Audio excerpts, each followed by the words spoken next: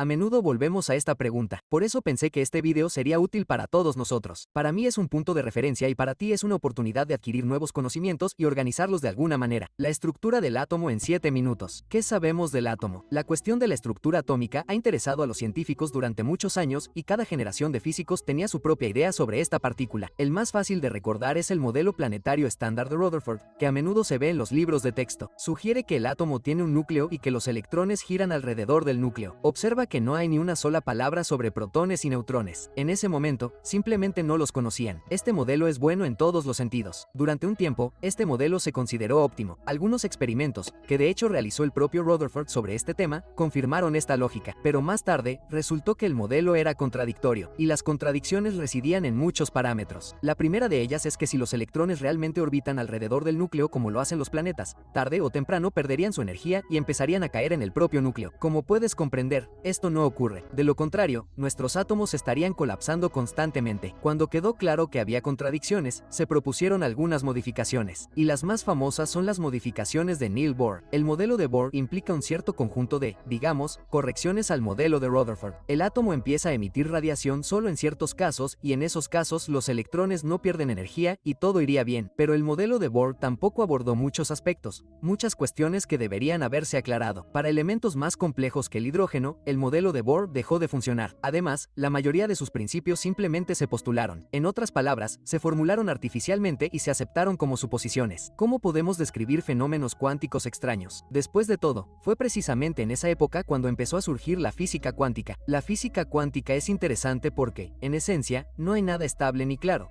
y todas nuestras analogías mecánicas clásicas se van por la ventana. Resultó que, en algunos casos, una partícula se comporta de forma muy extraña, y aquí la física cuántica realmente merece una lección aparte, así que no entraremos en eso ahora mismo. Solo recuerda que incluso el modelo clásico con las modificaciones de Bohr no podía explicar muchos aspectos importantes necesarios para comprender el problema. Pero ¿qué pasó con los famosos protones y neutrones en el núcleo? De hecho, se estaba trabajando en paralelo a lo que mencionamos sobre la física cuántica. En la década de 1920, Rutherford se dio cuenta de que el núcleo estaba formado por protones, y en 1932, James Chadwick amplió este conocimiento al descubrir el neutrón. Desde entonces, el núcleo atómico se ha descrito como formado por protones y neutrones.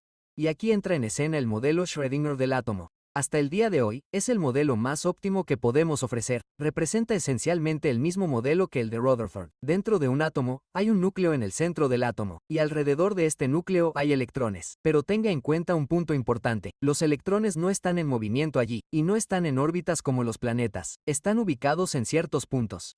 ¿Significa esto que todos los conocimientos previos han sido invalidados? No, en absoluto. Al contrario, todos los conocimientos previos se han reforzado con nuevas incorporaciones, y resultó que los electrones están en una cierta posición probabilística alrededor del átomo.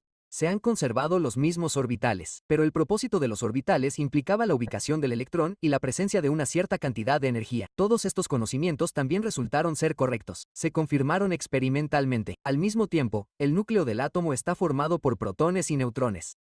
Y sucedió que la nube de electrones se deformó a partir de estos electrones que giraban alrededor del núcleo en una especie de nube de probabilidad donde podría aparecer el electrón. Así, el electrón se convirtió en una partícula completamente cuántica, y este campo cuántico existía alrededor del núcleo del átomo. Este enfoque fue capaz de explicar muchísimas contradicciones diferentes, incluidas las mismas contradicciones de las que hablamos antes. El modelo atómico de Rutherford, esas contradicciones fueron, por así decirlo, eliminadas por completo o evolucionaron hacia algo mayor. Hoy en día, el modelo óptimo es el modelo de Schrödinger, y el átomo de Schrödinger se considera el más preciso desde el punto de vista científico. Podrías preguntarte si hay muchas ideas diferentes en las que el átomo se representa como un paquete de energía o como una especie de estructura incomprensible, como un objeto o cualquier otra cosa. Por lo tanto, en lo que respecta a esta regla, hay diferentes formas de hablar de ella. Un enfoque estrictamente científico implica que existe un núcleo atómico que consta de nucleones, es decir, protones y neutrones, y alrededor de este núcleo atómico los electrones se distribuyen de forma probabilística. La probabilidad de su ubicación significa que un electrón puede aparecer en diferentes puntos. Además, existe una probabilidad distinta de cero de que un electrón asociado específicamente a un núcleo en particular pueda terminar de repente en el otro lado del universo. Estas son algunas de las características interesantes, digamos, de la teoría cuántica. Al mismo tiempo, hay muchas otras perspectivas que, en esencia, no son aceptadas de forma general. Y la ciencia moderna, la física moderna, las considera teorías, un conjunto de adiciones y, digamos, ideas hipotéticas. Hay una cantidad increíble de esas ideas, y en ellas, el átomo se convierte simplemente en un paquete de energía, oscilaciones o cualquier otra cosa. No digo que todas estas teorías sean erróneas, pero la teoría generalmente aceptada es la que se ha designado como tal, mientras que, por ejemplo, las teorías de Schrödinger se consideran más hipotéticas, y quizá, tarde o temprano, lo que se propone allí podría convertirse de repente, digamos, en la teoría principal, tal como la teoría que comentamos un poco antes se ha convertido en la principal. Resulta que hay puntos de vista científicos y puntos de vista teóricos, y ahora conoces bien la perspectiva científica. En cuanto a las perspectivas teóricas, eso no significa que sean malas, pero sí significa que todo esto carece de pruebas concretas, carece de cualquier tipo de apoyo y no tiene una base experimental real.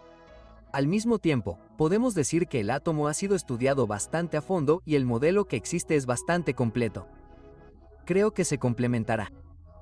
Creo que se profundizará en su descripción de aquellos fenómenos que hoy en día no comprendemos.